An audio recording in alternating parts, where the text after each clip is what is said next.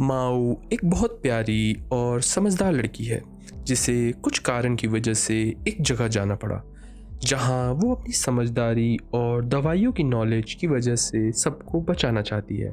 पर तब क्या हो जब उसकी अच्छी सोच बुरे लोगों को तकलीफ देने लगे। जानने के लिए हिंदी एनिमे चैनल को ज़रूर सब्सक्राइब करें और ये वीडियो एंड तक देखिए।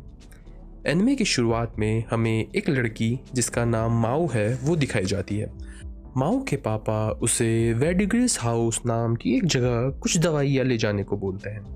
कुछ देर बाद माओ वो दवाइयाँ ले जा ही रही होती है, तभी उसके पापा उसको अपना ख्याल रखने को बोलते हैं क्योंकि उनके शहर में लोगों को बहुत किडनैप किया जा रहा है।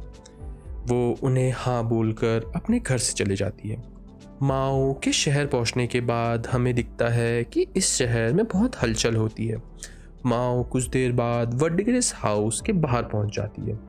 हमें ये दिखता है कि वर्डिग्रेस हाउस में बहुत सारी लड़कियां होती हैं क्योंकि दरअसल वर्डिग्रेस हाउस एक बहुत नामी और पुराना कोठा होता है। माओ एक जगह बैठकर अपनी मेडिसिन को अपने हाथों पर एक्सपेरिमेंट कर रही होती है। तभी वहाँ एक बहुत खूबसूरत लड़की जिसका नाम हीडन होता है आ जाती है। हीडन दरअसल वर्टिगेस हाउस की 3 रानियों में से एक है। हीडन माओ से बात कर ही रही होती है कि वहाँ उस हाउस की ग्रैनी आ जाती है। वो माओ को देखकर अपने हाउस में जॉब करने को बोलती है, पर माओ ये सब सुनकर वहाँ से भाग जाती है। तभी अपने घर जाने वाले रास्ते पे माओ को कुछ लोग किडनैप कर लेते हैं। सीन शिफ्ट होता है और हमें एक लड़की दिखाई जाती है जो एक बच्चे को जन्म दे रही होती है। और 3 महीने बाद हमें माओ दिखाई जाती है जो एक बड़े से पैलेस में नौकर बन चुकी है। उसे देखकर ऐसा लगता है कि उसे उसके किडनैपरों ने यहाँ बेच दिया है। माओ के लिए ये सब अब नॉर्मल हो गया है। वो अपनी किस्मत पर थोड़ा सा दुखी है। कैसे वो कुछ पलों में ही दवाइयाँ बनाने वालों में से नौकर में बदल गई है। हमें माओ से ये पता चलता है कि इस जगह का नाम रियर पैलेस है। ये पूरी जगह वहाँ के राजा के बीवी के लिए है। यहाँ राजा अपने वंशजों को आगे बढ़ाता है और इस पैलेस में राजा के अलावा कोई और मर्द अंदर नहीं आ सकता। और जो बचे हुए मर्द हैं जो रानियों की रक्षा करते हैं वो गे हैं। यही नहीं, हमें ये भी पता चलता है कि रियर पैलेस के सारे नौकर बहुत कम पढ़े लिखे हैं और इन्हें यहाँ बहुत नीचा माना जाता है। राजा की रानियाँ जो उसके बच्चे देती हैं उन्हें पोर्कुपन बोला जाता है और जो मर्द उनकी रक्षा करते हैं उन्हें यूनिक कहा जाता है। सीन शिफ्ट होता है और हमें वही पोर्कुपन दिखती है जिसने पैलेस में बच्चा दिया होता है, पर उस बच्चे की हालत बहुत ख़राब होती है। अगले दिन माओ अपनी एक दोस्त के साथ खाना खा ही रही होती है कि वो लड़की उसे ये बताती है कि कैसे रियर पैलेस में बहुत बच्चों की तबीयत ख़राब हो रही है और सबको ये लगता है कि उसका कारण काला जादू है। वो माओ को ये भी बताती है कि कैसे राजा के 3 बच्चे जन्म लेते ही मर गए और अभी वहाँ सिर्फ 2 पोक्यूपन जिनका नाम लिलुआ और कियोको है, जिन्होंने राजा के बच्चों को जन्म दिया है, वही अपने बच्चों के साथ यहाँ बची है और उनमें से सिर्फ एक पक्की रानी बन सकती है जो अपने बच्चे को पाल पोस कर 1 साल का बना लेती है। माओ अपनी दोस्त से ये पूछती है कि लिलुआ को हुआ क्या है, तो वो उसे ये बताती है कि कैसे लिलुआ और उसके बच्चे को बहुत तेज़ बुखार है और दोनों को उल्टी आ रही है। तभी ये सब सुनकर माओ कुछ सोचने लगती है। कुछ देर बाद हमें दिखता है कि माओ सोच रही होती है कि उसे एक बार ज़रूर देखने जाना चाहिए कि असल बात क्या है। वो तभी उस पैलेस के पोक्योपाइन के रहने वाले कमरों में चले जाती है। वहाँ उसे दिखता है कि वही दोनों रानियाँ आपस में लड़ रही होती हैं। लिलवा कियोको पर यह इल्ज़ाम लगाती है कि उसने ही उस पर काला जादू करा है क्योंकि लिलवा के पास एक लड़का है और कियोको के पास एक लड़की है। ये सब देखकर माओ को समझ आता है कि ये असल में कुछ और बीमारी है और तभी ये शोर शराबा सुनकर वहाँ का एक यूनिक जो वहाँ नया नया आया होता है, उसका नाम जिनसी होता है, आ जाता है। वो माओ के बगल से गुजरता है और उसे कुछ सुनाई देता है, पर वो माओ को देख नहीं पाता।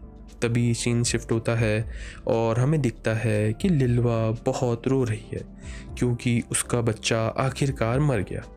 दूसरी तरफ हमें दिखता है कि जिनसिन क्योको से कुछ पूछताछ कर रहा होता है। क्योको उसे ये बताती है कि कैसे वो बिल्कुल ठीक हो गई है क्योंकि उसको एक फूल में एक नोट मिला था जिसमें उसको वाइट पाउडर ना यूज़ करने को बोला गया है क्योंकि वाइट पाउडर यूज़ करने के बाद वो जहर भी बन सकता है। क्योको उस नोट की बात कही मानकर एकदम ठीक हो जाती है, पर जिनसिन को ये लगता है कि पैलेस का डॉक्टर क्योको को ऐसा नोट क्यों लिखेगा, तो ज़रूर ये किसी और का काम है। तभी उसे याद आता है कि उसने ऐसे ही कुछ उस दिन भी सुना था। कुछ देर बाद हमें दिखता है कि माओ और कुछ लड़कियों को जिनसिन अपने कमरे में बुलाता है। तभी जिनसिन को देखकर सब लड़कियां अपना होश खो देती हैं। तभी वो एक नोट में ये लिखता है कि वो लड़की जिसके बाल बंधे हुए हैं वो यहीं रुक जाए। उसे देखकर माओ को लगता है जिनसिन उसके बारे में बोल रहा है और जिनसिन को ये दिख जाता है कि माओ ये नोट देखकर थोड़ा अनकंफर्टेबल हो गई है और वो सबको वहाँ से जाने के लिए बोलता है। तभी माओ को समझ आ जाता है कि जिनसिन की एक चाल थी और जिनसिन उसे वहीं रोक लेता है। वो माओ को अपने साथ लेकर जाता है। माओ दरअसल इस जाल में इसलिए फंसी क्योंकि उस वक्त उन नौकरों में से सिर्फ वही पढ़ना लिखना जानती थी। जिनसिन माओ को क्योको के पास लेकर जाता है। क्योको माओ का धन्यवाद करती है क्योंकि उसी की वजह से आज वो और उसकी बेटी जिंदा है, पर माओ अभी भी डर के मारे ये एक्सेप्ट नहीं करती है कि उसी ने वो नोट लिखा था।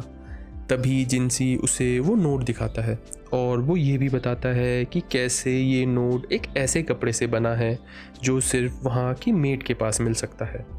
माओ आखिरकार सब मान लेती है। माओ उन दोनों को ये बताती है कि कैसे वो पॉइज़न के बारे में नॉलेज रखती है क्योंकि वो वहाँ आने से पहले मेडिसिन्स में काम करती थी। वो ये बताती है कि जो वाइट पाउडर क्योको अपनी खूबसूरती बढ़ाने के लिए लगाती है वो दरअसल बहुत जहरीला है। ये सब सुनकर क्योको उन्हें ये बताती है कि कैसे माओ को नोट को पढ़ने के बाद वो लिलुआ के पास सब बताने गई थी, पर ये सब सुन के लिलुआ को उसके ऊपर और गुस्सा आ गया।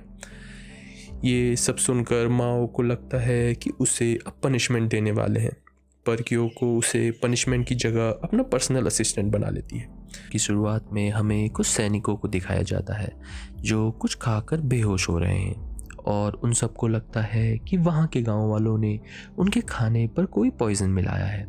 तभी हमें दिखता है कि ये खबर जिनसिन पढ़ रहा होता है। उसे ये पता चलता है कि सैनिकों को उस गांव के लीडर पर शक है और उन्होंने उसको कब्जे में ले लिया है। तभी सीन शिफ्ट होता है और हमें ये दिखता है कि जिनसिन माओ के पास उसको पॉक्यूपाइन वाले रूम में ले जाने आया है और उसे देखकर बाकी लड़कियां बहुत खुश होती हैं।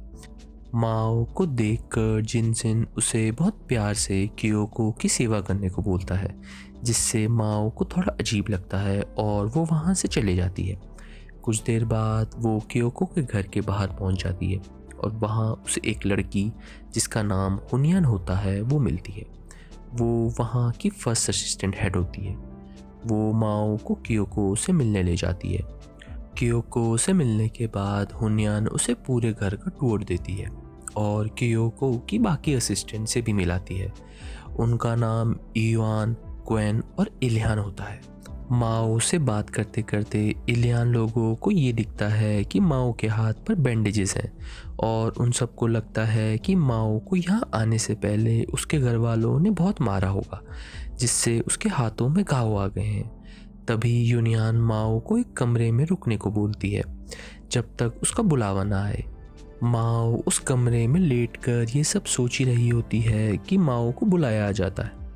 तभी हमें जिनसिन से ये पता चलता है कि माओ का असली काम एक पॉइजन टेस्टर का है। जिनसिन माओ को ये बताता है कि कैसे एक पॉर्क्यूपाइन की जान बहुत खतरा होता है क्योंकि उनका खाना बनते बनते बहुत सारी जगहों से गुजरता है और उसके बीच में कोई भी उनके खाने से छेड़छाड़ कर सकता है। जिनसिन ये भी बताता है कि कैसे जब क्योको प्रेग्नेंट थी तभी उसे 2 बार पॉइजन देने की कोशिश करी गई थी और उससे पहले वाली पॉइजन टेस्टर ने वो खाना खाकर अपने चलने की क्षमता भी खो दी। तभी उसे खाना दिया जाता है। पर जैसे हमें पता है कि माओ दवाइयों में बहुत नॉलेज रखती है, माओ अपनी ढेर सारी पॉइजन की नॉलेज की वजह से वो काम तुरंत ही कर देती है। पर हमें माओ से ये भी पता चलता है कि कैसे जब वो अपने घर में थी उसने अपने आप पर बहुत सारे एक्सपेरिमेंट करे। अपने हाथों पर उसने बहुत जहरीले सांपों से कटवाया भी है और अब वो बहुत सारे पॉइजन्स उस पर असर भी नहीं करते।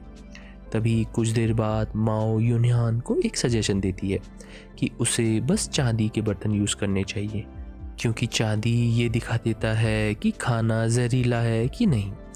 पर यूनहान उसे ये बताती है कि कैसे जिनसिन ने उसे ये पहले ही बता दिया था और वो तो उसका बस एक टेस्ट था। यूनहान फिर उसे उसके नए काम के लिए पैसे देकर वहाँ से भेज देती है। अगले कुछ दिनों हमें ये दिखता है कि क्योको की बाकी सभी असिस्टेंट माओ को बहुत अच्छे से ट्रीट करती हैं और वो सब उसे कुछ भी नहीं करने देती। यहाँ तक कि उसके पॉइजन टेस्टिंग के दिन भी उसको खाली 2 बार खाना टेस्ट करना होता है और वो सब इन चीज़ों से बहुत बोर हो गई है। तभी माओ को जिनसिन मिलने के लिए बुलाता है। जिनसिन को ये बहुत अजीब लगता है कि माओ उसकी खूबसूरती देखकर पागल नहीं होती और बाकी सब लड़कियां उस पर मरती हैं। कुछ देर बाद जिनसिन उसे मिलने के लिए बुलाता है। जिनसिन को ये देखकर बहुत अजीब लगता है कि माओ उसकी खूबसूरती देखकर पागल नहीं होती और बाकी सब लड़कियां उस पर मरती हैं। कुछ देर बाद जिनसिन माओ को कुछ मोमो देता है टेस्ट करने के लिए, पर माओ उसे एक बार में ही सूंघ कर बता देती है कि ये पॉइजनस है।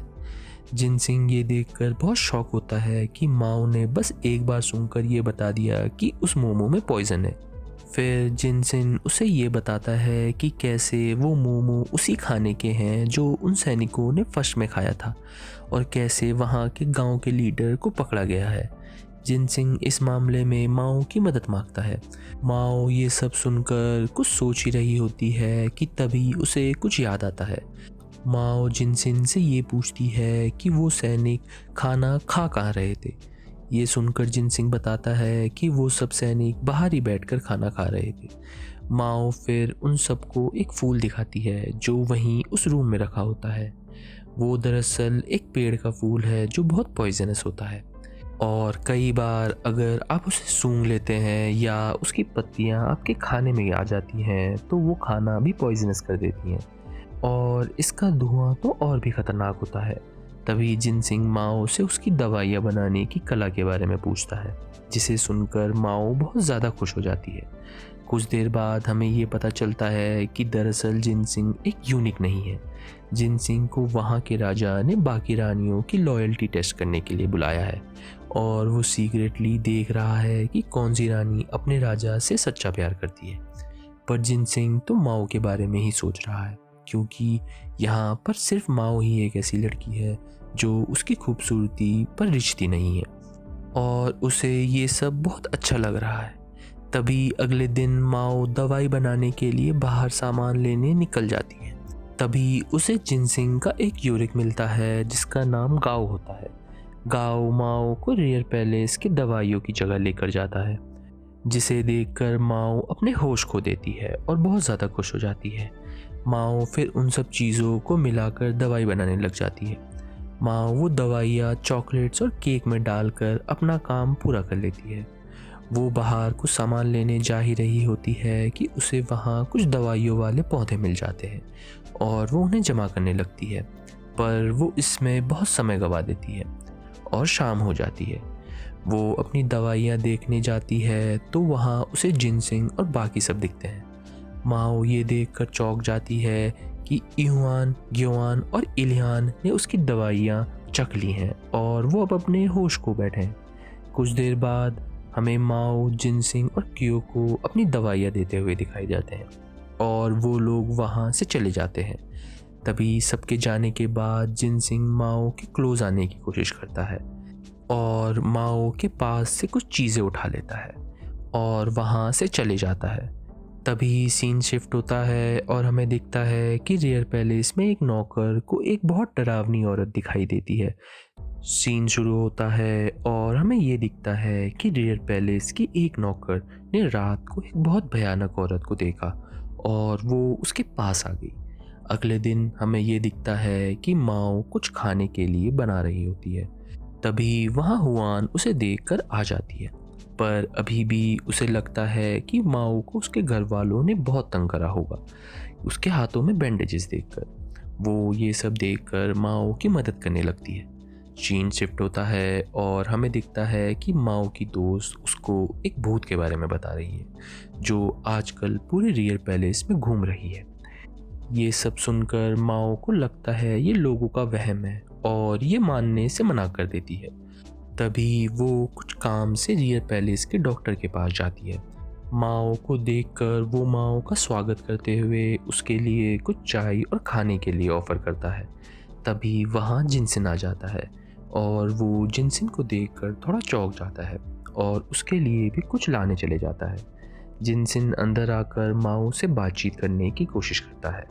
माओ को ये सोचकर थोड़ा अजीब लगता है कि कैसे जिनसिन हर जगह घूम सकता है, क्योंकि माओ को यही लगता है कि जिनसिन एक यूरिक है और यूरिक ऐसे हर जगह नहीं जा सकती। तभी माओ को लगता है कि जिनसिन राजा का आशिक है, तभी उसके पास इतनी पावर है। वहाँ डॉक्टर आ जाता है और जिनसिन डॉक्टर को कुछ नोट देकर कुछ चीज़ें लेने के लिए भेज देता है और वो डॉक्टर वहाँ से चले जाता है। तभी जिनसिन माओ से उस भूत के बारे में पूछता है जो रियल पैलेस में घूम रही है। माओ को उसके बारे में ज़्यादा कुछ नहीं पता, पर जिनसिन अचानक से बोलता है कि उसे क्या नींद में चलने वाली बीमारी के बारे में कुछ पता है और क्या वो उसके बारे में इन्वेस्टिगेशन करना चाहती है, जिसे सुनकर माओ बहुत खुश हो जाती है। सीन शिफ्ट होता है और वहाँ रात हो जाती है। हमें दिखता है कि गाओ माओ को अपने साथ कहीं ले जा रहा होता है कि अचानक से उनके सामने वही डरावनी औरत आ जाती है। वो औरत चांदनी रात में नाच रही होती है। ये देखकर माओ चौंक जाती है। तभी गाओ उसे ये बताता है कि ये दरअसल एक छोटे लेवल की पोर्क्यूपाइन है जिसका नाम फूयोन है। वो ये बताता है कि जल्द ही वहाँ के राजा के आर्मी का एक ऑफिसर उसे रियर पैलेस से ले जाएगा। कुछ देर बाद हमें ये दिखता है कि माओ और गाओ डॉक्टर से फूयोन के बारे में पूछ रहे होते हैं और डॉक्टर ये बताता है कि कैसे फूयोन उस पैलेस में 2 साल से है। वो एक बहुत अच्छी डांसर है, पर एक दिन राजा के सामने वो गिर गई और उसके चक्कर में राजा ने उसे वहाँ आने की बात छुआ तक नहीं और इन सब बातों से उसे बहुत स्ट्रेस हो गया। माओ को ये सुनकर ये लगता है कि क्या पता यही रीज़न है उसकी स्लीप वॉकिंग का। माओ के वहाँ से जाते हुए डॉक्टर उसे ये बताता है कि वो एक छोटी जगह से आई है और उसने अपने काफ़ी दोस्त खोए हैं और वहाँ से वो कैसे पोर्क्यूपाइन बनी, जिसे सुनकर माओ कुछ सोचने लगती है। माओ और गाओ चुपचाप फूयोन के पीछे नज़र रखने लगते हैं। उन्हें वो बहुत नॉर्मल लगती है। तभी माओ गाओ को ये बताती है कि कैसे फूयोन अपने नाम जैसी है। दरअसल फूयोन के नाम का एक फूल होता है जो दिन में एकदम सफ़ेद पर शाम आने तक पूरा पिंक में बदल जाता है। कुछ देर बाद माओ वापस अपने दोस्त के पास जाकर कुछ और जानकारियाँ ले रही होती है। उसको ये पता चलता है कि कैसे पहली बार फूयोन को रियर पैलेस के नॉर्थ साइड में देखा गया था रात को। ये सुनकर उसे डॉक्टर की बात याद आती है और कुछ देर बाद माओ क्योको और बाकी सब लोगों को अपनी इन्वेस्टिगेशन के बारे में बताती है। माओ ये कंफर्म कर देती है कि फूयोन को नींद में चलने की बीमारी है और माओ ये भी बताती है कि कैसे एक बार उसके जान पहचान वाली एक लड़की को भी सेम बीमारी थी। वो एक बहुत सीधी लड़की थी, पर एक दिन उसे किसी बात का शौक लगा और वो भी सोते हुए चलने लगी जैसे वो कोई भूत हो, और ये सब करने के बाद उसकी याददाश्त भी गायब हो जाती थी। पर कुछ दिनों बाद वो खुद ही ठीक हो गई। क्योको को ये लगता है कि फूयोन की बीमारी का कारण स्ट्रेस हो सकता है। माओ ये बताती है कि कैसे एक आदमी ने फूयोन को खरीदने की बात करी है जो बुढ़ा है और अब फूयोन के पास बस 1 साल बचा है पैलेस में रहने के लिए। पर जिनसिन को माओ की इस बात पर यकीन नहीं आता। ऐसे ही करते कुछ दिन बीत जाते हैं और आखिरकार फूयोन के जाने का दिन आ जाता है। फूयोन को रियर पैलेस से जाता हुआ देखकर माओ कियोको को कुछ बताती है और उसे ये बात अपने तक ही रखने को बोलती है। माओ ये बताती है कि कैसे फूयोन को जो आदमी खरीद रहा है वो दरअसल उसका बहुत पुराना दोस्त है और शायद वो बुढ़ा भी नहीं है क्योंकि वो आर्मी का एक जनरल है। माओ को ये लगता है कि फूयोन जानबूझकर उस दिन राजा के सामने गिरी थी ताकि राजा उसे कमज़ोर माने और उसका प्लान पूरा भी हुआ। राजा ने उसको 2 सालों तक छुआ भी नहीं, पर वो जनरल के साथ खुद जाना चाहती थी। तभी उसने अपनी बीमारी का ढोंग रचा और वो सोते हुए चलने लगी और राजा को जब ये बात पता चली तो उसने उसको जनरल को भेज दिया और आखिरकार वो अपने प्यार से मिल पाई। इन सब चीज़ों की वजह से फूयोन ने अपना दिमाग लगाया और वो अपने सच्चे प्यार से मिल पाई। हमें ये दिखता है कि आखिर में फूयोन अपने प्यार से मिलकर बहुत ज़्यादा खुश है। तभी सीन शिफ्ट होता है और हमें दिखता है कि वहाँ का राजा माओ से मिलकर कुछ बात करना चाहता है क्योंकि उसे माओ से कुछ काम है। सीन शुरू होता है और हमें ये दिखता है कि माओ को ली वान के असिस्टेंट तंग कर रहे होते हैं और माओ से हमें कुछ दिनों पहले की बात पता चलती है। दरअसल कुछ दिनों पहले माओ से मिलने रियर पैलेस का राजा आया था और उसने ही माओ को लीवा का ख्याल रखने के लिए बोला है क्योंकि वो काफ़ी बीमार चल रही है और माओ को लीवा के असिस्टेंट इसलिए तंग कर रहे हैं क्योंकि वो कियोको की असिस्टेंट अभी भी है, तो उनको ये लगता है कि वो उनकी दुश्मन है। कुछ देर बाद माओ किचन में जाकर लीवान की बीमारी ठीक करने वाले खाने बनाने की तैयारी करती है और वो ये खाना लीवा के पास ले जा रही होती है, पर अभी भी लीवा के असिस्टेंट उसे वो खाना नहीं देने देते। माओ की ऐसी हालत चुपचाप जिनसिंग देख रहा होता है। कुछ देर बाद जब माओ फिर से लीवा के लिए खाना देने जा रही होती है उसे जिनसिन मिल जाता है। जिनसिन अपनी खूबसूरती से लीवा के असिस्टेंट को माओ के लिए मना लेता है और आखिरकार माओ लीवा के पास चली जाती है। माओ लीवा की हालत देखकर बहुत चिंता करती है कि शायद अब वो बहुत कम दिन बच पाएगी। लीवा को खाना देते वक्त वो ये चीज़ देखती है कि लीवा को खाने का मन है पर वो बहुत ज़्यादा कमज़ोर हो गई है। तभी वो एक चीज़ नोटिस करती है कि लीवा के चेहरे पर अभी भी वो जहरीला पाउडर है जो वो मेकअप में लगाती थी और जिसकी वजह से उसके बच्चे की जान गई। ये देखकर माओ को बहुत गुस्सा आता है। माओ लीवा के असिस्टेंट के पास जाकर जिसने उसका मेकअप करा था उसे एक जोरदार थप्पड़ लगाती है और उसे घसीटते हुए वही पाउडर उस पर फेंक देती है। माओ उसे ये एहसास दिलाती है कि उसकी एक गलती की वजह से लीवा को अपनी जान से हाथ धोना पड़ता। माओ का ये रूप देखकर जिनसिन भी चौंक जाता है। कुछ दिन ऐसे ही बीत जाते हैं और अब माओ सब असिस्टेंट्स को ऑर्डर देने लग गई है और इसी के साथ साथ वो लीवा का भी ख्याल रख रही है और आखिरकार माओ ने अपनी समझदारी से लीवा को पहले से बेहतर कर दिया है और जिस असिस्टेंट ने लीवा की ये हालत करी थी उसे जेल हो गई है। कुछ दिनों बाद माओ जिनसिंग से एक मदद मांगती है। वो लीवा के लिए एक स्टीम बाथ का इंतज़ाम करने को बोलती है। फिर एक शाम को जब माओ लीवा के पास बैठी होती है तभी अचानक से लीवा बड़ी कमज़ोर आवाज़ में माओ से बात करने लगती है। वो माओ से ये पूछती है कि उसने आखिरकार उसकी जान बचाई क्योंकि वो कियोको की असिस्टेंट है और उसे ये लगता है कि कियोको तो उसकी दुश्मन है। माओ उसे बस इतना कहती है कि उसने उसके जीने की इच्छा पूरी करी है क्योंकि उसने कभी भी माओ के खाने को मना नहीं करा। ये सुनकर लीवा को अपने बच्चे की याद आने लगती है और ऐसे ही करते करते कुछ दिन और बीत जाते हैं। माओ ने अपनी पूरी जान लगाकर लीवा को पहले से बहुत ज़्यादा अच्छा कर दिया है। तभी एक शाम को वो थकी हारी लीवा के पास जा रही होती है कि उसे वहीं वो असिस्टेंट मिल जाती है। वो बताती है कि कैसे उसको जेल से रिहा कर दिया गया है और अब वो लीवा का ख्याल रख सकती है। वो माओ से माफ़ी मांगती है कि उसकी वजह से लीवा और बीमार हो गई। वो माओ से ये कहती है कि वो आराम कर ले और अब वो उसका ख्याल रखेगी। तभी वो लीवा के पास उसकी हालत देखने जाती है और आखिरकार लीवा को अच्छी हालत में देखकर उसे बहुत खुशी होती है। और कुछ महीने ऐसे ही बीत जाते हैं और अब लीवा काफ़ी ठीक हो गई है। हमें दिखता है कि माओ बहुत थकी हारी एक जगह लेट गई होती है और सो गई, और उसे सोता हुआ देखकर लीवा आकर उसके पास चुपचाप बैठ गई है। अगले दिन माओ लीवा को ये बताती है कि कैसे वो वहाँ से चले जाएगी, क्योंकि अब लीवा काफ़ी हद तक ठीक हो गई है और उसने उसके असिस्टेंट्स को भी बता दिया है कि उसका ख्याल कैसे रखना है। तभी लीवा माओ से पूछती है कि क्या वो अभी भी बच्चा दे सकती है, जिसे माओ उसे ट्राई करने को बोलती है।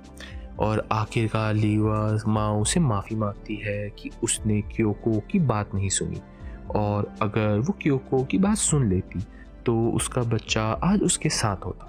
माओ ये सब सुनकर उसे अपने आप को संभालने को बोलती है और अचानक से उसके कान में कुछ बोलकर वहाँ से चले जाती है।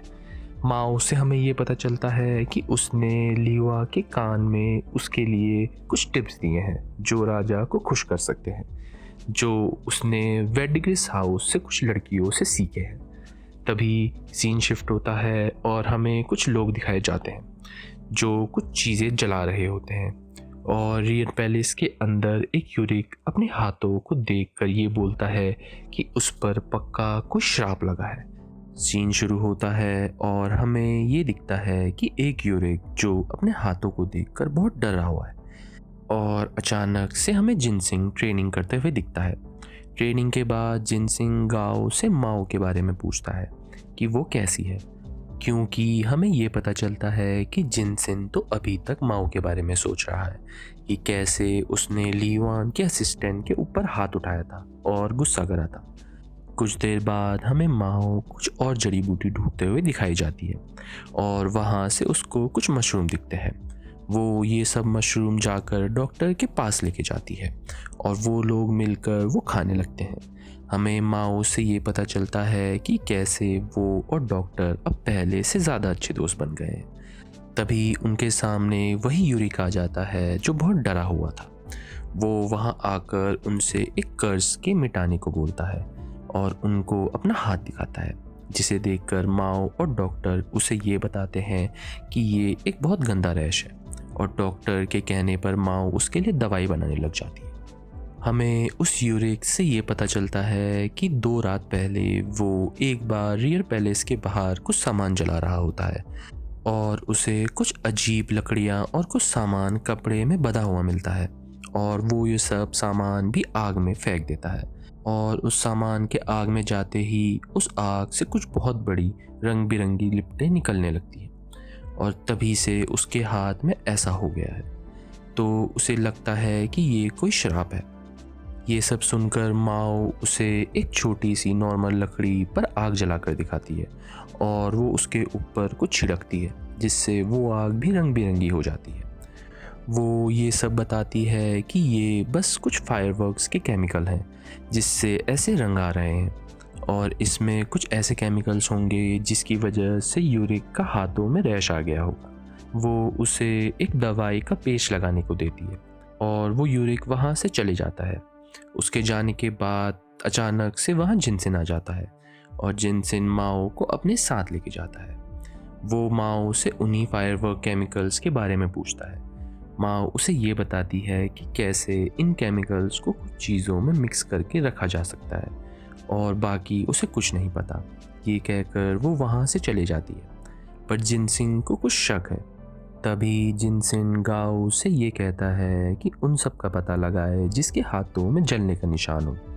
हमें दिखता है कि माओ को ऐसा लगता है कि इन फायरवर्क केमिकल का ऐसा यूज़ करना मतलब कोई कुछ छुपाना चाहता है।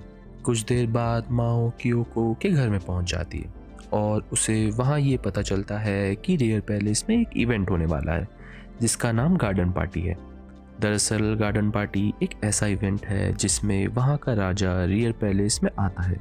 वो अपने साथी जनरल्स के साथ बैठकर वहाँ की 4 पॉक्यूपाइन जो सबसे टॉप में है उनके साथ एंटरटेनमेंट करता है। अभी तक राजा की किसी से शादी नहीं हुई है और इस इवेंट में कभी भी एक पक्की रानी चुनी जा सकती है। और हमें टॉप 2 पोर्क्यूपाइन के बारे में पहले से पता है, क्योको और लेलुआ, और बाकी 2 पोर्क्यूपाइन का नाम है लीशू और अडाओ। हमें ये साफ साफ पता चलता है कि माओ के अलावा सब लोग बहुत एक्साइटेड हैं इस गार्डन पार्टी के लिए। कुछ देर बाद हमें ये दिखता है कि माओ और ईवान गार्डन पार्टी की तैयारी करने लगते हैं और माओ शरीर को गर्म करने वाली दवाइयाँ बना रही होती है, क्योंकि उस दिन बहुत ठंडा होगा और वहाँ की असिस्टेंट होते हुए उसे अपने आप को ऐसा दिखाना है कि उसे कुछ फील नहीं होता। वो अपने लिए कुछ ऐसे कपड़े बनाती है जिससे उसे ठंडा न लगे। ये देखकर ईवान भी बाकी सब के लिए वैसे ही कपड़े बनाने को बोलती है। ऐसे ही कुछ दिन बीत जाते हैं और सब लोग माओ के पास आकर दवाइयाँ और कपड़े बनाने की रिक्वेस्ट करने लगते हैं। इन सब चीज़ों से माओ और भी मेहनत करने लगती है। तभी हमें ये दिखता है कि जिनसिंग को अभी तक ऐसा कोई नहीं मिला जिसके हाथों में जलने के निशान हो। और ऐसे ही कुछ दिन बीत जाते हैं और आखिरकार गार्डन पार्टी का दिन आ जाता है। माओ और बाकी सब क्योको की खूबसूरती देखकर चौंक जाते हैं। तभी सब मिलकर माओ को पकड़ लेते हैं और उसका मेकअप करने लगते हैं, जिससे माओ थोड़ा डर जाती है। सीन शिफ्ट होता है और हमें दिखता है कि रियर पैलेस की 4 टॉप पोर्क्यूपाइन गार्डन में इकट्ठा हो रही होती है। जिनसिन क्योको से मिलने जाता है और उसकी बहुत तारीफ करता है। तभी वो माओ को देखकर उसके पास बात करने चले जाता है और वो ये देखकर चौंक जाता है कि माओ बहुत ज़्यादा खूबसूरत लग रही है। वो एक चीज़ नोटिस करता है कि माओ के चेहरे पर वो छोटे छोटे धब्बे नहीं हैं और वो उससे ये पूछता है। ना चाहते हुए भी माओ उसे ये बताती है कि वो धब्बे उसने जानबूझकर बनाए हैं। जिनसिन माओ से उसका कारण पूछता है तो वो ये बताती है कि कैसे उसने अपनी खूबसूरती जानबूझकर ढकी, क्योंकि वो एक ऐसी जगह रहती थी जहाँ खूबसूरत लड़कियों के साथ बहुत बुरा होता था, तो उसने अपने आप को बदसूरत करना सही समझा। ये सब सुनकर जिनसिन को बुरा लगता है और जिनसिन उससे माफ़ी मांगता है। तभी अचानक से जिनसिन उसके पास आकर उसके बालों में अपनी हेयर पिन छोड़कर वहाँ से चले जाता है। माओ को कुछ समझ नहीं आता, पर बाकी सब असिस्टेंट उसको चिढ़ाने लगती हैं। तभी क्योको उसके पास आकर उसे ये बताती है कि वो अब सिर्फ क्योको की खास नहीं रही, पर माओ को अभी तक कुछ समझ नहीं आया है। तभी पार्टी शुरू हो जाती है। सीन शुरू होता है और हमें दिखता है कि गार्डन फेस्टिवल बहुत धूमधाम से शुरू हो गया है और माओ और बाकी असिस्टेंट को इस गार्डन फेस्टिवल में बहुत ठंडा लग रहा है। कुछ देर बाद हमें ये दिखता है कि माओ और ग्वेन चुपचाप से गार्डन पार्टी के अंदर झांकते हैं। ग्वेन राजा की तरफ देख के माओ को ये बताती है कि कैसे राजा का एक छोटा भाई भी है जो बहुत मिस्टीरियस है। उसे आज वहाँ होना चाहिए था, पर वो राजा के साथ दिखाई नहीं दे रहा। तभी माओ को झगड़े की आवाज़ आती है और वो ये देखती है कि कैसे लीवान के असिस्टेंट ईवान और इलियान से बदतमीज़ी कर रहे हैं। ये सब देख के लीवान के असिस्टेंट माओ के बारे में बहुत बुरा भला बोल रहे हैं, क्योंकि उन्हें ये नहीं पता कि माओ उनके सामने में ही है। दरअसल लीवान के असिस्टेंट्स ने भी माओ को मेकअप के साथ नहीं देखा था, तो उन्हें ये लगता है कि वो कोई और खूबसूरत लड़की है। पर माओ के बारे में ये सब सुनकर एलवा को उन सब पर बहुत गुस्सा आ रहा है और ये सब बोलकर वो वहाँ से चले जाते हैं। उनके जाने के बाद इस चीज़ की वजह से वो लोग फिर से माओ पर तरस खाने लगते हैं, क्योंकि उन्हें लगता है कि माओ की किस्मत बहुत ख़राब है। तभी उन्हें वहाँ कुछ और असिस्टेंट्स की लड़ाई दिखती है। वो लड़ाई लीशुआ और अडोन के असिस्टेंट के बीच हो रही होती है। माओ को इलिया से ये पता चलता है, दरअसल लीशुआ एक छोटी 9 साल की बच्ची है और वो वहाँ के पुराने राजा की पोर्क्यूपाइन थी। पर अडोन सबसे पुरानी पोर्क्यूपाइन है, क्योंकि वो अभी के राजा से भी सबसे बड़ी है। इसी चीज़ की वजह से उनकी आपस में उतनी नहीं बनती। पर माओ को जब ये पता लगता है कि लीशुआ इतनी छोटी उम्र में ही पोर्क्यूपाइन बन गई है, उसको बहुत अजीब लगता है। कुछ देर बाद माओ को ये दिखता है कि लीवान के असिस्टेंट को ठंडा लग रहा है, तो वो उनकी मदद करने चली जाती है। पर हमें ये साफ साफ दिखता है कि वो लोग माओ को पहचान चुके हैं और अभी भी वो लोग माओ से बहुत डरते हैं। और वो वहाँ से भाग जाते हैं। कुछ देर बाद माओ सबके साथ बैठकर बातें करी रही होती है कि अचानक से उसे दिखता है कि एक आदमी ने एक औरत को अपनी हेयर पिन दे रहा है और उसे अभी भी इसके बारे में कुछ नहीं पता। तो इलवान उसे ये बताती है कि हेयर पिन देने का मतलब कुछ और होता है, पर माओ उसकी बातें अनसुनी कर देती है। भी कुछ देर बाद वहाँ एक आदमी आ जाता है जिसका नाम ली हाकू होता है। ली उसे अपनी एक हेयर पिन देता है और उसे माओ रख लेती है। तभी वहाँ लीवान आ जाती है और लीवान भी माओ को अपनी हेयर पिन दे देती है और वहाँ से चले जाती है। अब उसके पास 3 हेयर पिन्स हैं और ये सब देख के इलवान लोगों को चिंता हो रही है। कुछ देर बाद खाने का टाइम आ जाता है। माओ को खाना दिया जाता है टेस्ट करने के लिए और उसे खाता हुआ देखकर ली हाकू उसकी खूबसूरती का फैन हो जाता है। तभी अचानक से एक सूप पीने के बाद उसके चेहरे पर एक स्माइल आती है और वो सबको ये बताती है कि इस सूप में पॉइजन है। ये सब बोलकर वो वहाँ से चले जाती है। कुछ देर बाद जिनसिंग माओ के पास आ जाता है और माओ बहुत खुशी से जिनसिंग का स्वागत करती है, जिससे जिनसिंग को थोड़ा सा अजीब लगता है।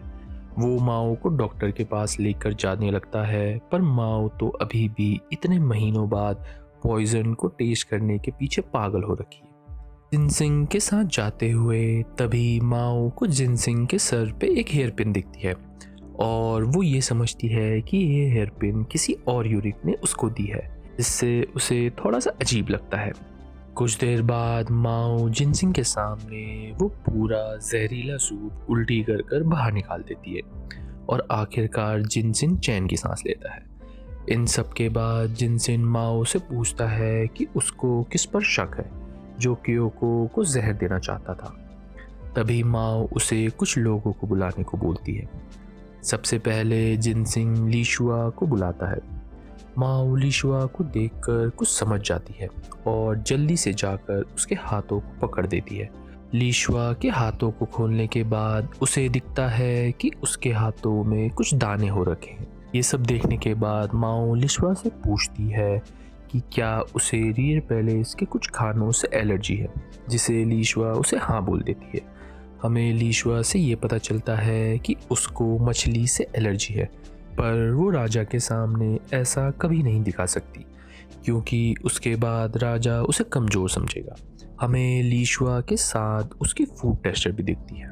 तभी माओ ये सब सुनने के बाद उन दोनों को समझाती है कि कैसे ऐसी हरकतों से लीशुआ की जान भी जा सकती है, जिसे सुनकर लीशुआ और उसकी फूड टेस्टर दोनों बहुत डर जाते हैं। माओ लीशुआ की फूड टेस्टर को कुछ दवाइयाँ लिख कर देती है जिसे ज़रूरत के समय वो यूज़ कर सकते हैं। ये सब सुनकर वो फूड टेस्टर बहुत डर जाती है और वो दोनों वहाँ से चले जाते हैं। इन सब के बाद माओ भी वहाँ से जा रही होती है कि जिनसिन उसे रोक कर ये पूछता है कि आखिर उसने लीशुआ के साथ उसकी फूड टेस्टर को क्यों बुलाया। तो माओ उसे बस ये कहती है कि वो ये सब जानती थी और लीशुआ के फूड टेस्टर को सलाह देना चाहती थी, और ये बोलकर वो वहाँ से चले जाती है। पर हमें कहीं ना कहीं ये पता चलता है कि माओ को छुपा रही है। सीन शुरू होता है और हमें ये दिखता है कि माओ अपने पापा को बहुत याद कर रही है और माओ आराम भी कर रही है क्योंकि इलवान लोगों को अब तक उसकी चिंता हो रही है वो जहरीला सूप पीने की वजह से। पर माओ को अभी भी अपनी चेहरा बिना धब्बों के अच्छा नहीं लग रहा। कुछ टाइम बीत जाता है और माओ क्योको के पास वापस आ जाती है। क्योको उसके धब्बे वापस देखकर समझ जाती है कि माओ को उनके बिना अच्छा नहीं लगता। क्योको माओ को ये बताती है कि कैसे गाओ उसका इंतज़ार कर रहा है। माओ फिर गाओ से मिलने चले जाती है।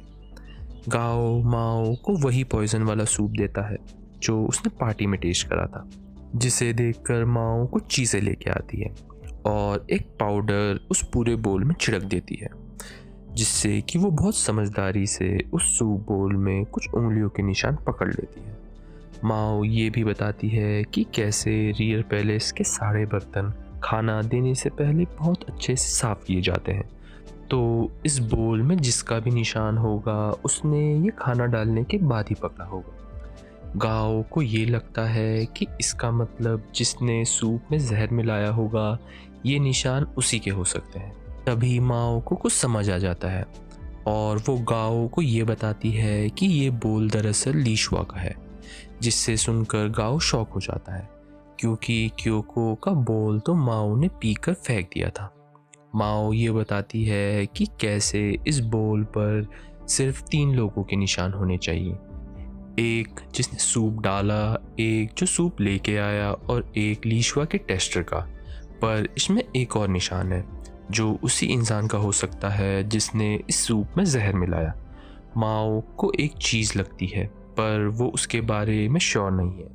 वो गाओ को ये बताती है कि शायद लीशुआ के असिस्टेंट जानबूझकर उसे परेशान कर रहे हैं। गाओ ये सुनकर उसका कारण पूछता है तो वो ये बताती है कि गार्डन फेस्टिवल के टाइम उसने लीशुआ को उसके असिस्टेंट के साथ देखा था, पर लीशुआ ने पोक्यूपाइन लेवल के कपड़े नहीं पहने थे। पर उसके असिस्टेंट ने ये देखते हुए भी उसको कुछ बताना सही नहीं समझा और उसी के कारण अडोन के असिस्टेंट्स लीशुआ के असिस्टेंट से लड़ रहे थे। तो उसे ये लगता है कि लीशुआ के असिस्टेंट्स लीशुआ को जानबूझकर तंग करते हैं और उन्होंने ये सूप भी लीशुआ को तंग करने के लिए दिया होगा क्योंकि इसमें मछली थी और हमें पता है कि लीशुआ को मछली से एलर्जी है। पर उसकी टेस्टर को ये नहीं पता था कि उसमें जहर भी मिलाया गया है। माओ को ये सब इसलिए भी लगता है क्योंकि लीशुआ वहाँ के राजा की पोक्यूपाइन थी, वो भी इतनी छोटी उम्र में, और उनके गुजर जाने के बाद वो सीधे नए राजा की पोक्यूपाइन बन गई, जिससे शायद उसकी असिस्टेंट भी जल गई होंगी। बस ये सब बोलकर माओ वहाँ से जाने लगती है। तभी गाओ उसे रोककर ये पूछता है कि उसने टेस्टर को बचाने की कोशिश क्यों करी थी जब जिनसिन ने लीशुआ को बुलाया था। तो वो ये बताती है कि कैसे उसको उस पर दया आ गई क्योंकि वो एक लो लेवल की असिस्टेंट थी और ऊपर से वो एक पॉइजन टेस्टर भी थी। ये सब सुनकर गाओ वहाँ से चले जाता है। वो जिनसिन के पास जाकर सब बता देता है, पर हमें दिखता है कि जिनसिन बहुत थका है क्योंकि उसके ऊपर बहुत काम आ गया है। गाओ जिनसिन को थका देखकर उसके बालों के हेयर पिन निकाल देता है और हमें गाओ से ये पता चलता है कि जिनसिन के बालों पर जो पिन है वो बहुत ज़्यादा इम्पोर्टेंट है और इस पिन को बस कुछ ही लोग पहन सकते हैं। अगले दिन माओ को अपनी दोस्त के साथ बात करते हुए ये पता चलता है कि उसे जो हेयर पिन्स मिली है वो उसके बदले रियर पैलेस के बाहर भी जा सकती है, क्योंकि अगर कोई आदमी अपनी हेयर पिन किसी लड़की को देता है तो उसका हक बन जाता है कि वो लड़की को बाहर भी ले जा सकता है। पर रियर पैलेस की लड़की को बाहर जाने के लिए उसको सिर्फ एक आदमी की हेयर पिन चाहिए होती है, जिसे सुनकर माओ बहुत ज़्यादा एक्साइटेड हो जाती है। कुछ देर बाद हमें माओ कंफ्यूज दिखती है क्योंकि अब उसके पास 4 पिन हैं, 2 तो लड़कियों की है और 2 आदमियों की। बट माओ को अभी भी यही लगता है कि जिनसिन तो एक यूरिक है तो वो आदमियों में काउंट नहीं होगा। तो अब बस उसके पास ली हाकू का ऑप्शन बचा है। वो ली के पास चले जाती है। ली उसे देखकर उसे पहचान नहीं पाता क्योंकि उसने माओ को बिना मेकअप के कभी नहीं देखा। ली से हमें ये साफ पता चलता है कि वो माओ को इस रूप में ज़रा भी पसंद नहीं करता, पर माओ भी उसे अपना मोटिव साफ बता देती है। वो उसका इस्तेमाल करना चाहती है घर जाने के लिए, जिसके बदले माओ उसे वर्डग्रेस हाउस की 3 रानियों के पास देगी, जिसे देखकर ली बहुत ही ज़्यादा चौंक जाता है क्योंकि वर्डग्रेस हाउस की 3 रानियों के साथ रात बिताना सिर्फ बड़े ऑफिशियल कर सकते हैं क्योंकि वो बहुत ज़्यादा महंगे हैं। ली माओ के सामने हार मान जाता है और उसे हाँ बोल देता है। कुछ देर बाद माओ क्योको के पास सब बताने जाती है और क्योको ये साफ समझ लेती है कि माओ को अभी भी हेयर पिन देने का मतलब अच्छे से नहीं पता। हमें ये पता चलता है कि अभी तो माओ बस 3 दिन के लिए घर जाएगी, पर क्योको तो जिनसिन के लिए तरस खाने लगती है।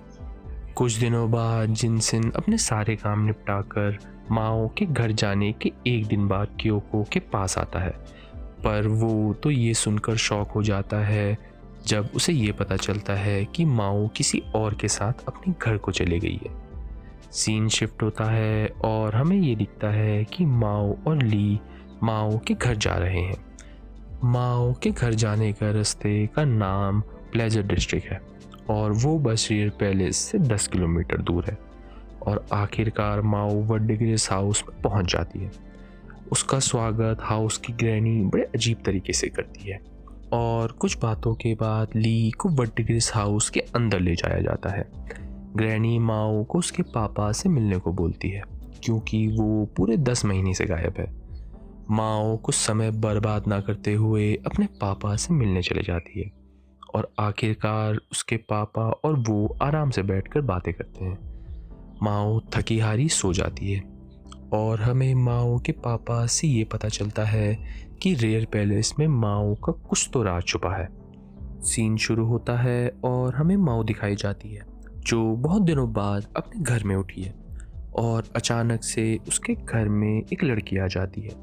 वो लड़की माओ से बिना कुछ कहे उसे कहीं लेकर जाती है। कुछ देर बाद वो लड़की माओ को वहाँ के एक कोठे में लेकर जाती है और वहाँ पहुँचते ही माओ देखती है कि एक लड़की और एक लड़का बहुत ही ज़्यादा गंभीर हालत में पड़े हुए हैं। वो तुरंत ही उन दोनों का इलाज करने लग जाती है और आखिरकार माओ जैसे तैसे उन दोनों को बचा लेती है। माओ को ये पता लग जाता है कि उन दोनों को जहर दिया गया है। वो वहाँ पर कुछ चीज़ें देखती हैं जैसे 2 कप्स, एक पीने वाला तंबाकू और 2 बोतल और कुछ स्ट्रॉज। ये सब देखकर माओ उस बच्ची को अपने पापा को बुलाने भेज देती है, पर हमें दिखता है कि वो बच्ची को छुपा रही है। कुछ देर बाद माओ के पापा वहाँ आ जाते हैं। उनके आते ही माओ के पापा उससे सवाल जवाब करने लगते हैं क्योंकि वो हमेशा ऐसा ही करते हैं, उसको नई नई चीज़ें सिखाने के लिए। और कुछ देर बाद माओ उस कोठे के मालिक के साथ बैठकर बातें कर रही होती है। तभी उसे कोई उस कमरे में जाते हुए दिखता है जहाँ उस आदमी को रखा गया था, तो वो वहाँ से उठकर उसके कमरे में पहुँच जाती है। तभी उसको वहाँ वही बच्ची एक चाकू लेकर उस आदमी की जान लेने की कोशिश करते हुए पकड़ लेती है और वो जल्दी से आकर उस चाकू को छीन लेती है और उस लड़की को जैसे तैसे कंट्रोल कर लेती है। तभी वहाँ एक और लड़की आ जाती है और वो माओ को अकेले बात करने को बोलती है। कुछ देर बाद हमें उस लड़की से ये पता चलता है कि वो आदमी बहुत बुरा है क्योंकि वो वहाँ की बहुत सारी लड़कियों का यूज़ करता है और उन्हें पैसे देकर खरीद देता है और जब उसका मन भर जाता है वो उन्हें छोड़ देता है और वो इस पूरे शहर में बहुत बदनाम है और बहुत बार उसको पहले भी जहर देने की कोशिश करी गई थी। और जो ये छोटी सी बच्ची है उसकी बहन को भी उसने ऐसे ही फंसाया था और उसको शादी से मना कर दिया था। ये सब बोलकर वो ये बताती है कि शायद तभी उस लड़की के बड़ी बहन ने उसको और खुद को जहर देना सही समझा। ये सब बताने के बाद वो लड़की उसे ये कहती है कि ये बातें किसी को ना पता चले और माओ ये सब सुनकर दया के कारण उसे हाँ बोल देती है और माओ और उसके पापा वहाँ से चले जाते हैं। घर पहुँचने के बाद माओ को कुछ तो गलत लगता है, जैसे उसने सुना वो आदमी बहुत चालाक था और उसको पहले भी जहर देने की कोशिश करी गई थी, तो वो इतनी आसानी से कैसे वापस बच गया। हमें ये दिखता है कि माओ के पापा को सब पहले ही पता चल चुका है। माओ अब चीज़ें याद करने की कोशिश करती है और आखिरकार उसे कुछ समझ आ जाता है। वो ये समझ जाती है कि ये सब सुसाइड की कोशिश नहीं थी, ये मर्डर की कोशिश थी। माओ समझ जाती है कि ये सब उसी लड़की ने किया था जिसने जहर पिया था। दरअसल उसने बहुत चालाकी से 2 बोतल में अलग अलग ड्रिंक्स डाली, एक भारी और एक हल्की। अब क्योंकि उस आदमी को पहले भी मारने की कोशिश करी गई होगी तो वो ऐसे ही तो कुछ पीता नहीं, तो उसने एक ग्लास में पहली बारी में भारी ड्रिंक डालकर जिसमें जहर नहीं था और उसके ऊपर हल्की ड्रिंक डालकर जिसमें जहर था एक गिलास में रखी और उसने वो पहले खुद पिया उस स्ट्रॉ के ज़रिए ताकि वो नीचे वाली ड्रिंक पी ले जिसमें जहर नहीं है। और उस आदमी का शक भी दूर हो जाए ताकि वो जहर वाली ड्रिंक पी ले। और जब उसका प्लान सही हो गया तो उसने थोड़ा सा जहर पी लिया ताकि किसी को उसके ऊपर शक ना हो।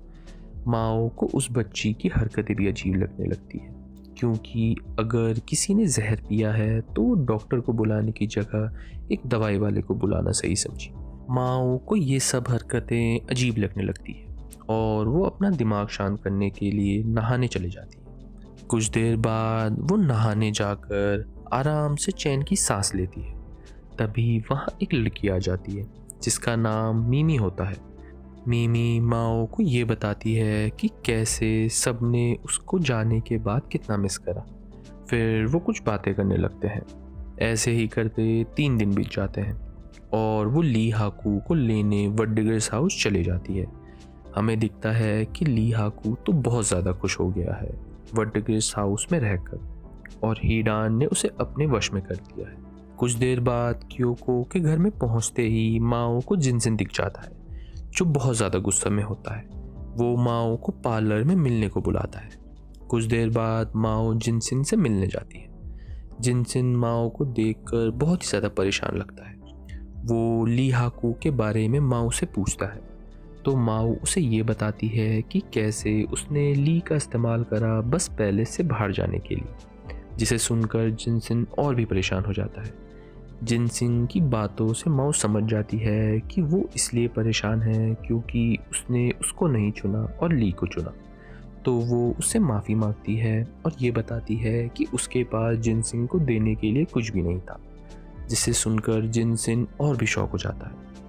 जिनसिन माओ से ये पूछता है कि उसने ली को क्या दिया, तो माओ उसे थोड़ा मजाकी तरीके से ये बताती है कि उसने उसकी 3 रातें रंगीन करी, जिसे सुनकर जिनसिन तो पूरी तरीके से तबाह हो जाता है। और ये सब बोल के माओ वहाँ से चली जाती है।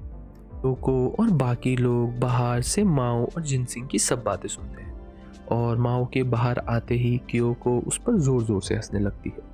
सीन शुरू होता है और हमें दिखता है कि रियर पैलेस में सब यूरिक्स बैठकर शराब पी रहे होते हैं। तभी उनमें से एक बुजुर्ग आदमी को कोई शराब में कुछ मिलाकर पिला देता है।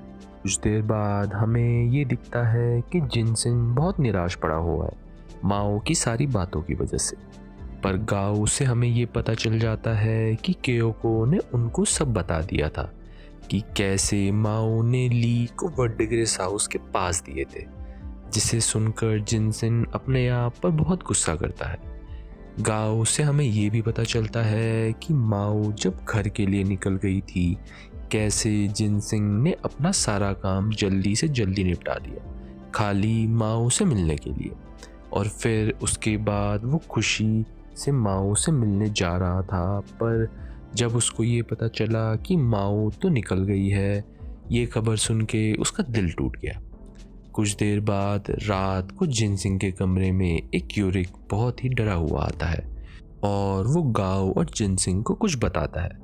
अगले दिन जिनसिन क्योको को बताता है कि रियर पैलेस का एक बहुत बड़ा रैंक वाला यूरिक कल मर गया, जिसका नाम कोनन था। हमें ये भी पता लगता है कि कोनन बहुत ज़्यादा दारू पीने की वजह से मरा है। जिनसिन माओ से पूछता है कि उसको क्या लगता है। कुछ देर बाद माओ जिनसिन को ये बताती है कि कैसे अगर कोई भी ज़्यादा दारू पिएगा तो मरेगा ही, पर जिनसिन ये बताता है कि कैसे कोनन सालों से ऐसे ही दारू पीता आ रहा है और आज अचानक से वो कैसे मर सकता है। जिनसिन माओ को वही दारू देता है जो उस दिन उन सब यूरिक्स ने पी थी, पर वो कोनन की दारू की बोतल से दारू नहीं ले पाया क्योंकि वो बोतल उसी दिन टूट गई थी। इन सब के बाद माओ उस दारू को टेस्ट करती है और माओ को उससे पता चलता है कि वो बहुत ज़्यादा मीठी है। तो जिनसिन उसे ये बताता है कि कैसे कोनन को मीठा बहुत ज़्यादा पसंद था, वो हर चीज़ में मीठा ही खाता था। ये सब सुन के माओ जिनसिन को वही टूटा हुआ जार लाने को भेज देती है और वो उसे कुछ और चीज़ भी मंगाती है।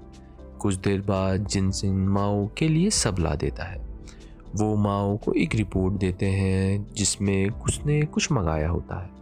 माओ रिपोर्ट पढ़ने के बाद उस टूटी हुई बोतल को देखकर उसे टेस्ट करने लगती है और आखिरकार माओ जिनसिंग लोगों को ये बताती है कि कैसे उस बोतल में जहर नहीं था, पर उस बोतल में बहुत ज़्यादा नमक था, इतना ज़्यादा कि वो नमक बोतल में अच्छे से चिपक गया। जिनसिंग माओ से ये पूछता है कि अगर उस दारू में इतना नमक था तो कोनन ने उसे पूरा कैसे पिया, जिसे सुनकर माओ जिनसिंग को वही रिपोर्ट दिखाती है। उस रिपोर्ट में कोनन की सारी इंफॉर्मेशन थी कि वो क्या क्या करता था पूरे दिन, जिससे हमें ये पता चलता है कि कोनन अपनी बीवी और बच्चे के मरने के बाद उनके गम में बहुत ज़्यादा मीठा खाना और दारू पीने लग गया था और उसकी यही गलत आदत की वजह से उसने अपने टेस्ट करने की क्षमता पूरी तरीके से खो दी और वो कुछ भी टेस्ट नहीं कर सकता था। ये एक बीमारी होती है जब कोई ज़्यादा स्ट्रेस के साथ ज़्यादा मीठा खाना शुरू कर देता है और इसी की वजह से जब उसने दारू के साथ इतना ज़्यादा नमक पिया तो उसकी बॉडी ये झेल नहीं पाई और वो वहीं मर गया। माओ ये भी बताती है कि ऐसा भी हो सकता है किसी ने मजाक मजाक में कोनन की दारू में ये नमक डालना स्टार्ट कर दिया होगा, पर जब कोनन को टेस्ट कुछ आता ही नहीं है तो कोनन को ज़्यादा फर्क भी नहीं पड़ता, जिसकी वजह से उन लोगों को गुस्सा आया होगा और उन्होंने उसकी दारू में और भी ज़्यादा नमक डाल दिया होगा। पर उन सब ने इस चीज़ के बारे में नहीं सोचा कि उनकी ये हरकत किसी की जान भी ले सकती है। ये सब बोलकर जिनसिंग गाओ से कुछ कहता है और वो वहाँ से चले जाता है।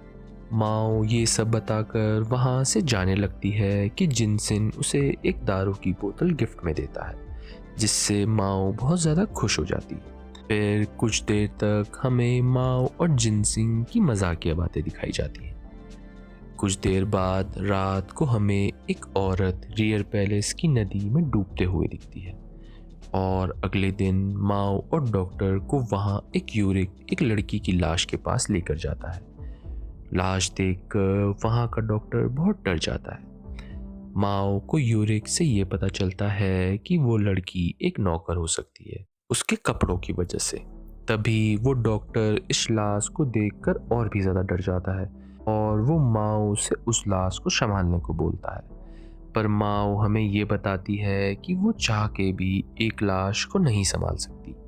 तभी वहाँ जिनसिन आ जाता है और आते ही जिनसिन उसका कारण पूछता है, तो माओ ये बताती है कि कैसे उसके पापा ने उसको मना करा है इन सब चीज़ों के लिए, क्योंकि एक लाश कुछ दवाइयाँ बनाने के काम आ सकती है और माओ बचपन से ही ऐसी अजीब और गरीब हरकतों में माहिर है और बचपन में ही उसके पापा ने उसकी हरकतें देखकर उसे इन सब चीज़ों के लिए मना कर दिया था।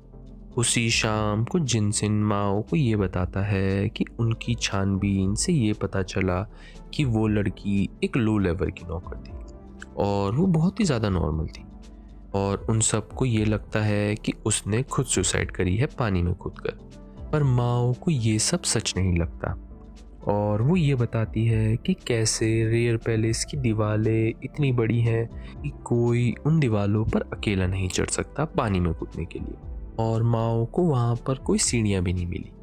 माओ जिनसिंग को ये भी बताती है कि कैसे जब फूयोन पैलेस की दीवारों पर नाचती थी तो उसने ये भी पता लगाया कि वो इतने ऊपर चढ़ी कैसे। तो उसको ये पता चला कि रियर पैलेस की दीवारों से कुछ ईंटें बाहर निकली हैं जिससे कोई भी आसानी से चढ़ सकता है। पर जब माओ ने उस लड़की की लाश को देखा तो उसको उसके पैर टूटे मिले, तो उसको ये तो पता चल गया था कि वो ऊपर नहीं चढ़ सकती है। और यही नहीं, जब उसने उस लाश की उंगलियां देखी तो उसमें दीवार खरोचने के बहुत सारे निशान थे, मतलब वो पानी से बाहर निकलना चाहती थी। हमें ये साफ दिखता है कि माओ रियर पैलेस में इतनी सारी मौतें और अपने आजू बाजू इतनी सारी साजिशें देखकर परेशान हो गई है। तभी सीन शिफ्ट होता है और जिनसिन और गाओ कुछ बातें करते हुए दिखाए जाते हैं और आखिरकार गाओ को वो मिल गया जो जिनसिंग ने कहा था जिसके हाथों में जलने का निशान हो, और वो इंसान कोई और नहीं अडोन की फर्स्ट असिस्टेंट है जिसका नाम फोंगमिंग है। सीन शुरू होता है और हमें दिखता है कि माओ अपनी दोस्त से बात कर रही होती है और उसकी दोस्त उसे ये बताती है कि कैसे जो लड़की पैलेस में मरी पाई गई थी, सबको उस पर शक है कि उसी ने गार्डन पार्टी में लीशुआ को जहर देकर मारने की कोशिश करी क्योंकि वो अडॉन की नौकरानी थी। और हमें ये पता है कि कैसे अडॉन और लीशुआ की बिल्कुल नहीं बनती।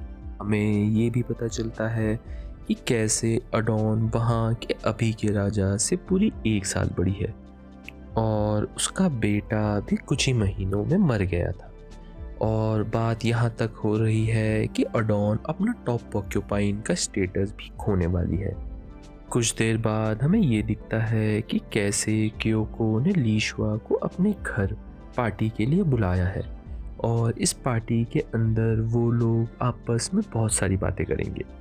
माओ को लीशुआ के साथ उसकी फूड टेस्टर भी दिखती है और वो टेस्टर अभी भी माओ से काफ़ी डरी हुई है। माओ ये भी देखती है कि लीशुआ की बाकी असिस्टेंट उस पर ज़्यादा ध्यान नहीं दे रही है, जिससे उसे अपनी बात पर और भी भरोसा होने लगता है कि लीशुआ की असिस्टेंट उसकी केयर नहीं करती। फिर बातों के बीच में क्योको लीशुआ को एक हनी के साथ कुछ ड्रिंक देती है, पर हमें दिखता है कि लीशुआ हनी सुनकर अनकंफर्टेबल हो गई है और ये माओ भी देख लेती है और उसे पता चल जाता है कि हनी से भी लीशुआ को एलर्जी है। पर ये सब देखकर लीशुआ के असिस्टेंट उसके बारे में बुरा बोलने लगते हैं, जिससे माओ को ये भरोसा हो जाता है कि लीशुआ को उसके असिस्टेंट बहुत तंग करते हैं। तो वो क्योको से वो हनी ड्रिंक अच्छी नहीं है कहकर झूठ बोलती है, जिससे क्योको वो ड्रिंक पीने से मना कर देती है और लीशुआ बच जाती है। कुछ देर बाद शाम को जब पार्टी ख़त्म हो जाती है, माओ को जिनसन मिल जाता है और बातों ही बातों में जिनसन माओ से उस लड़की के बारे में पूछता है जिसकी लाश उन्हें पैलेस के बाहर मिली थी। पर माओ ये बता देती है कि उसे अभी तक कुछ पता नहीं चला है।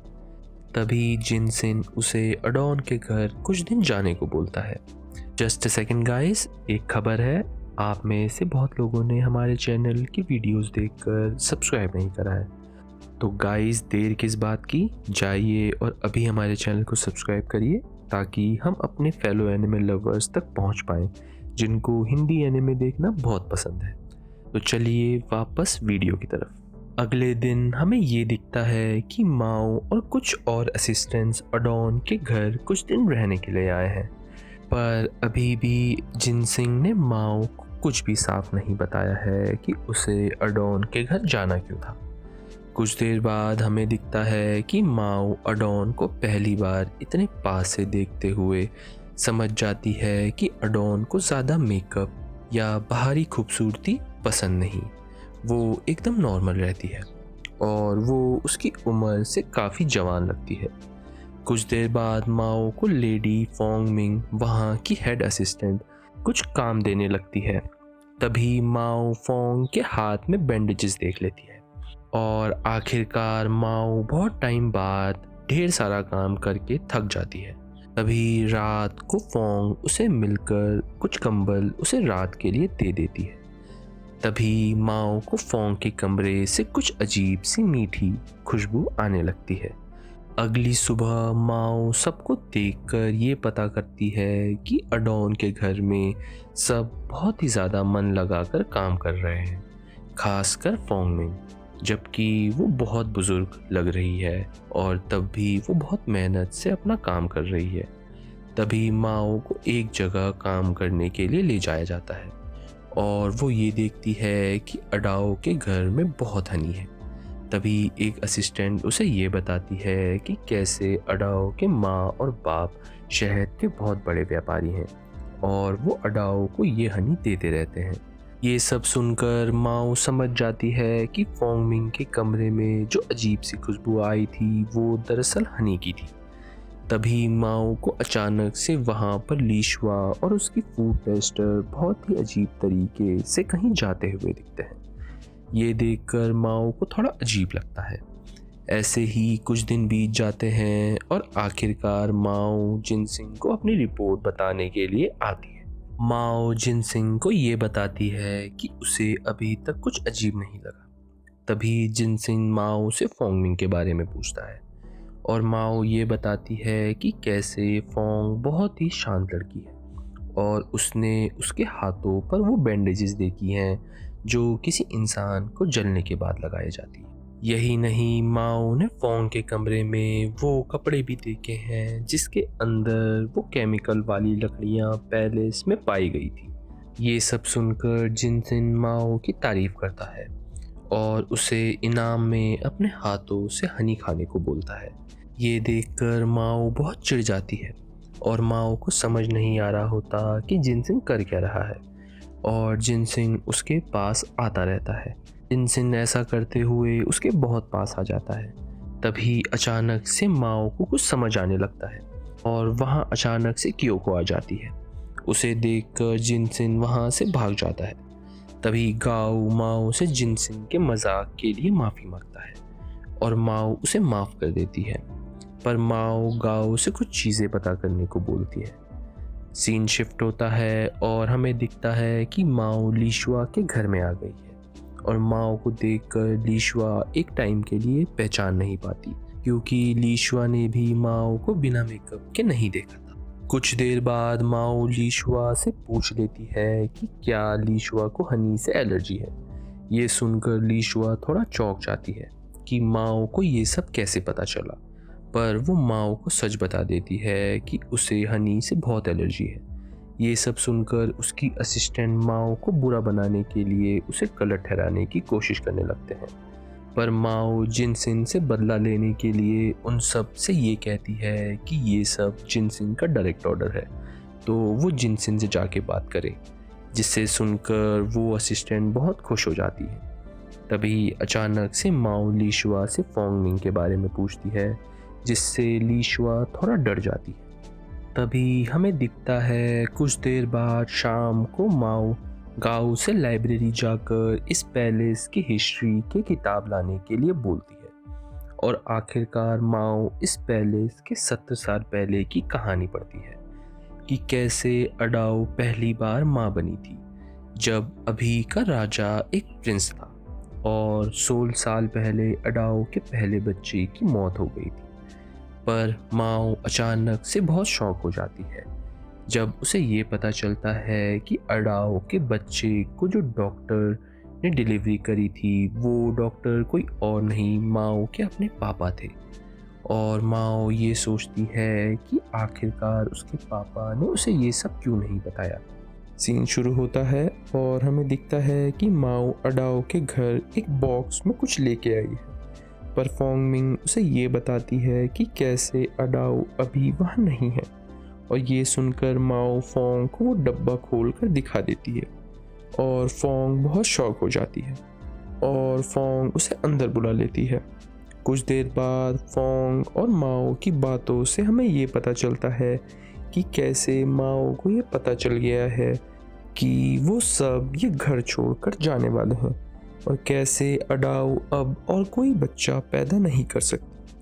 माओ फोंग को ये भी बता देती है कि कैसे जिस डॉक्टर ने अडाओ का बच्चा डिलीवर करा था वो और कोई नहीं उसी के पापा थे।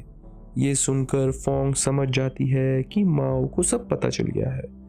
हमें माओ से ये पता चलता है कि जिस दिन 70 साल पहले अडाओ के बच्चे की डिलीवरी के वक्त सेम टाइम में वहाँ के पुराने राजा का भी बच्चा पैदा हो रहा था, जिसके चक्कर में माओ के पापा वहाँ समय पर नहीं आ पाए, जिसके कारण अडाओ को बहुत देर तक रुकना पड़ा, जिससे उसकी बॉडी को बहुत डैमेज हो गया और उसके बच्चे बनाने की क्षमता ख़त्म हो गई। ये सुनकर फोंग माओ के पापा पर गुस्सा करती है, पर माओ यहीं ख़त्म नहीं होती। वो ये भी बताती है कि कैसे अडाओ के बच्चे को मारने के पीछे बीमारी नहीं थी और कोई और ही कारण था। वो सीधा फोंग पर इल्ज़ाम लगाती है कि कैसे उसने जाने अनजाने में अडाओ के बच्चे को पॉइज़न वाले फूल का हनी खिला दिया था, जिससे वो बच्चा मर गया, पर उसने ये सब अनजाने में करा था और ये सब करने के बाद माओ के पापा पर ये इल्ज़ाम लगा कि उनकी अनदेखी की वजह से उस बच्चे की जान गई और इसके कारण माओ के पापा को रियर पैलेस से निकाल दिया गया। और उस वक्त तक का फोंग को ये भी नहीं पता था कि उस बच्चे की मौत का कारण क्या था। पर कुछ दिनों बाद जब लीशुआ रियर पैलेस में रहने आई और वो अडाओ से मिली, तो लीशुआ जो एक बच्ची थी और अडाओ जो एक माँ बन नहीं सकती थी, आपस में बहुत घुल मिल गए। और एक दिन लीशुआ ने फोंग को ये बताया कि कैसे उसे बचपन में बताया गया था कि बच्चों को शहद नहीं देना चाहिए, वो उनके लिए बहुत जहरीला हो सकता है।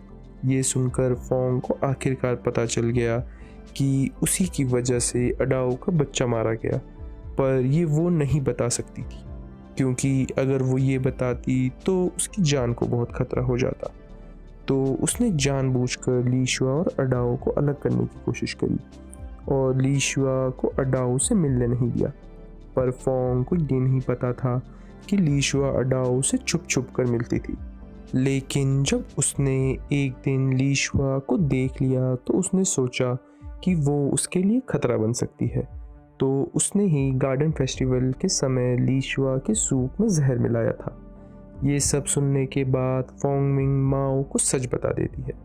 फोंग ये बताती है कि कैसे उसने अडाओ को हमेशा ही बहुत अच्छा माना था और उसने ये ठान लिया था कि वो हमेशा ही अडाओ की सेवा करेगी। पर फोंग पिछले 16 सालों से ये पछता रही है कि उसी की वजह से अडाओ ने अपना बच्चा खोया और वो इतनी तकलीफ से गुजरी, पर वो चाह के भी ये सब किसी और को नहीं बता सकती थी। फोंग ये सब बोलकर बहुत ज़्यादा रोने लगती है। ये सब देखकर माओ को उस पर बहुत तरस आता है क्योंकि अब वो ये सब रिपोर्ट जिनसिंग को देगी, जिससे फोंगमिंग को मरने से कोई भी नहीं बचा सकता। हमें कुछ दिनों बाद ये पता चलता है कि फोंगमिंग को आखिरकार राजा ने मौत की सज़ा सुना दी है, लीशुआ को जहर देने के लिए और अडाओ के बच्चे को मारने के लिए। फिर एक रात माओ उसी दीवार में चढ़कर जहाँ पर उस नौकर ने पानी में कूदकर अपनी जान ली थी आराम कर रही होती है, तभी वहाँ अडाओ भी आ जाती है। अडाओ माओ को अपने साथ बैठकर एक ड्रिंक पीने को बोलती है। हमें अडाओ की बातों से ये पता चलता है कि कैसे उसके बच्चे की मौत के बाद राजा ने उसे प्यार दिखाना बंद कर दिया था। अडाओ माओ से उस नौकर की बात भी करती है जो मरी थी कि वो बहुत ही ज़्यादा मासूम थी, पर कहीं ना कहीं उसने मेरे लिए अपनी जान दे दी। और ऐसे ही कुछ बातों के बाद अडाओ वहाँ से चले जाती है। माओ ये सब चीज़ें सुनकर ये मान लेती है कि उस नौकर ने दरअसल सुसाइड ही करी थी और अडाओ ने उसको बचाने की कोशिश करी होगी, पर जब तक वो संभल पाती वो पानी में गिर गई होगी। कुछ देर बाद जब माओ वापस नीचे जाने के लिए उतर रही होती है, वो फिसल जाती है और अचानक से वो जिनसिंग के ऊपर गिर जाती है। वो ये देखकर चौंक जाती है कि जिनसिंग ने बहुत शराब पी रखी है और वो उसे गले लगा लेता है। इन सब चीज़ों की वजह से माओ को बहुत अजीब लगता है और वो उसे छुड़ाना चाहती है, पर तभी जिनसिंग किसी कारण की वजह से रोने लगता है और उसे ना जाने को बोलता है और वो मान जाती है। कुछ दिनों बाद हमें दिखता है कि आखिरकार अडाओ अपना टॉप ऑक्यूपाइन का स्टेटस छोड़ देती है और वो जिनसिंग को अपना क्राउन दे देती है। तभी माओ कुछ नोटिस करती है कि जिनसिंग और अडाओ बहुत ही ज़्यादा एक जैसे दिखते हैं और अचानक से लीशुआ अडाओ को जाता हुआ देखकर उसे पीछा करने लगती है और आखिरकार जाते जाते अडाओ और लीशुआ एक असली माँ और बेटी जैसे दिखते हैं। सीन शुरू होता है और हमें जिनसिंग से पता चलता है कि कैसे फोंगमिंग की मौत के बाद उन सबको रियर पैलेस से बाहर निकाल दिया जाएगा जिन से फोंगमिंग का कोई भी कांटेक्ट हुआ था। यानी जिनसिंग ने फोंगमिंग के साथ काम करने वालों को बाहर निकालना होगा। दरअसल जिनसिंग इस बात को लेकर बहुत परेशान है कि उसकी वजह से माओ का नाम भी फोंगमिंग के साथ जुड़ गया है, क्योंकि उसी के कहने पर वो अडाओ के घर काम करने गई थी और उसे अब कुछ समझ नहीं आ रहा। तभी सीन शिफ्ट होता है और हमें दिखता है कि माओ अपने दोस्त के साथ बैठकर वही बातें कर रही होती है। उसकी दोस्त उसे ये सब बता देती है, जिसे सुनकर माओ बहुत डरने लग जाती है कि कहीं उसका नाम भी फोंगमिंग के साथ जुड़ा तो नहीं है। अगर ये सच है तो उसे वापस जाना पड़ेगा और वो अपने पापा को और पैसे नहीं भेज पाएगी। ऊपर से वर्डिगेस हाउस की ग्रैनी से जो उसने पैसे उधार लिए थे वो भी नहीं चुका पाएगी, तो उसे वहाँ पर काम करना पड़ेगा। ये सब सुनकर माओ पागलों जैसे रियल पैलेस में हर जगह जिनसिंग को ढूंढने जाने लगती है। तभी उसे आखिरकार जिनसिन मिल जाता है और माओ को जिनसिन सच बता देता है कि कैसे उसका नाम भी फोंग के साथ जुड़ गया है। जिनसिन माओ से ये पूछता है कि वो क्या चाहती है। माओ मन ही मन में ये सोचती है कि वो यहाँ से नहीं जाना चाहती, पर जैसे हमें पता है माओ बहुत समझदार और खुददार लड़की है, तो वो जिनसिंग को अच्छे से ये नहीं बता पाती। और ये सब देख के जिनसिंग समझता है कि माओ को रियल पैलेस में नहीं रहना, तो ना चाहते हुए भी जिनसिन माओ को रियल पैलेस से निकाल देता है। इन सब चीज़ों के बाद जिनसिन बहुत उदास हो जाता है और गाओ से हमें ये पता चलता है कि कहीं ना कहीं जिनसिन माओ को एक नौकर से ज़्यादा मानता था। और गाओ जिनसिंग की ऐसी हालत देखकर कुछ करने का सोच लेता है। जस्ट अ मिनट गाइस, एक और खबर।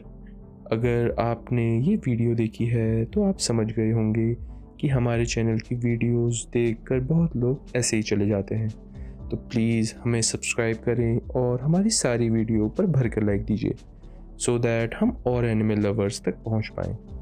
तो चलिए वीडियो के अंदर। वहीं हमें दिखता है कि वर्डिग्रेस हाउस के अंदर माओ को मेकअप और तैयार किया जा रहा है।